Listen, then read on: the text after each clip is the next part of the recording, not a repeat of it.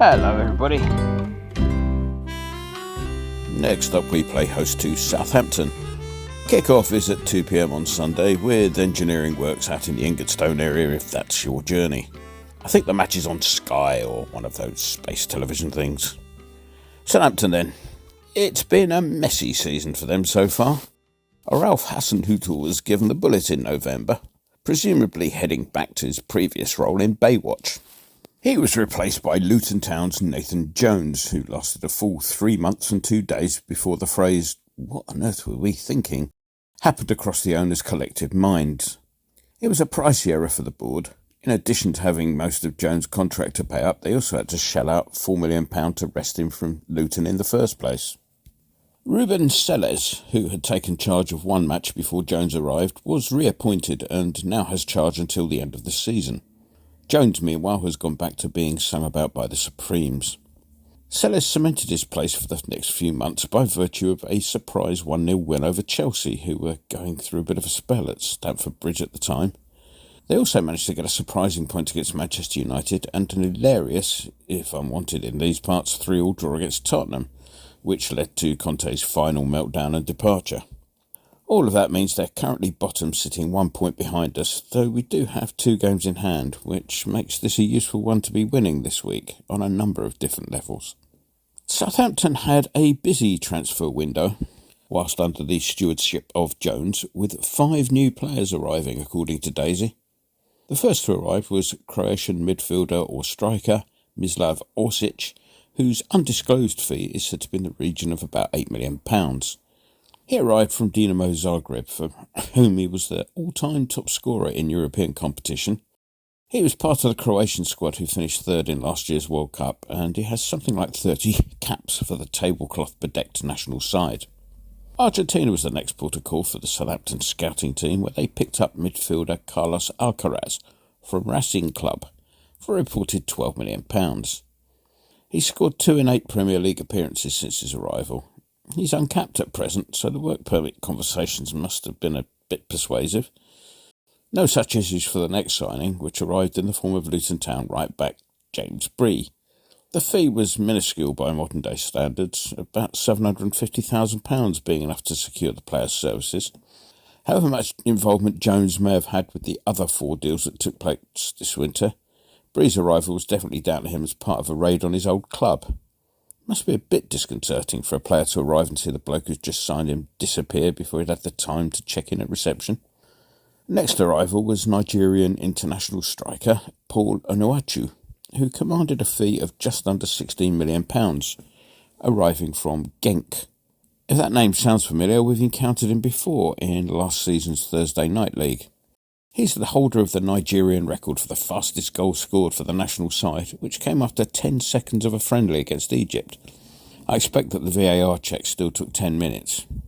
The final arrival was Kamaldeen Sulemana, generally known just as Kamaldeen, whose arrival cost a club record £22 million.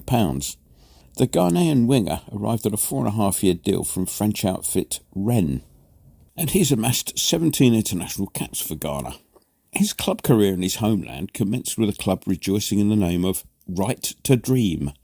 It's a name which seems to have been picked straight off one of those inspirational posters that human resources teams used to love to stick on office walls before lockdown caused the boom in working from home, thus enabling employees to avoid having to stare at those inspirational posters.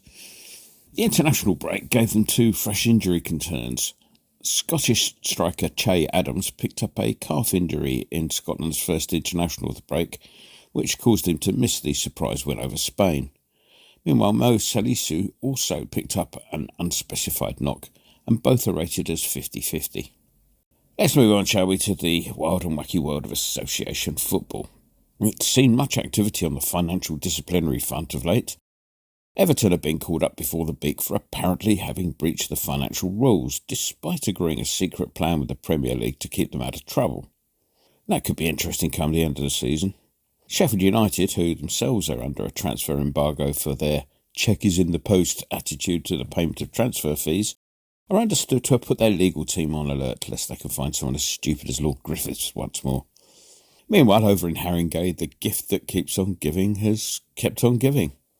The sacking by Tottenham, or departure by mutual consent if you will, of Conte was hilarious enough on its own after his public resignation speech. Then Tottenham discovered that managing director of football, whatever that is, Fabio Paratici, has been suspended from all football activities worldwide for 30 months after his involvement in the dodgy financial practices at Juventus last year. Tottenham issued a statement saying that they would be seeking clarification, thus proving that it's not just their supporters who are hard of thinking. It does make you wonder exactly what part of suspended for 30 months they are struggling with. Let's move on to us, shall we? And the home leg against Larnaca, well, it was just as comfortable as one might have hoped. It was good to see Moamba get on the score sheet with one that the desk jockeys at UEFA HQ couldn't take away from him. The sending off of the Cypriot guy looked a bit harsh at first glance, but I don't think anybody would have given it a second thought had the game continued after the original yellow. However, once it was replayed in slow motion, the red was, I suppose, inevitable. On the injury front, Fabianski ought to be available again after his fractured cheekbone, which will give Mr. Moyes a selection conundrum. Antonio appears to have recovered from the knock he picked up in Cyprus, which gives us 3 doubts which have arisen from the international break. Scamacca has a knee problem, meaning that Mr. Moyes won't have to reach for his book of explanations for why he's not playing. Aguerd has something which has been described as a grumbly hip.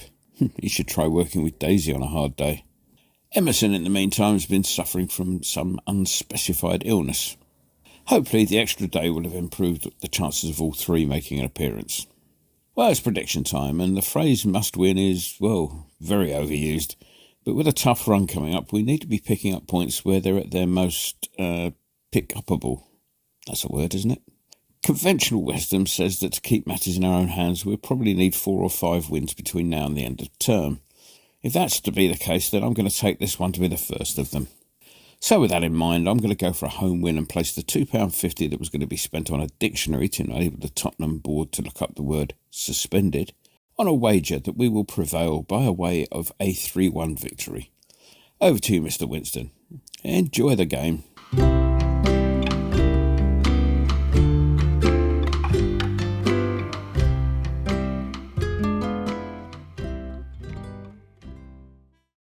We're here in the offices of a Late Late Show with the host of a Late Late Show, James Corden. Hi. Big West Ham fan. Yes. And big knees up Mother Brown, man. Yeah. Get on the forum at kumb.com. Come on, you irons.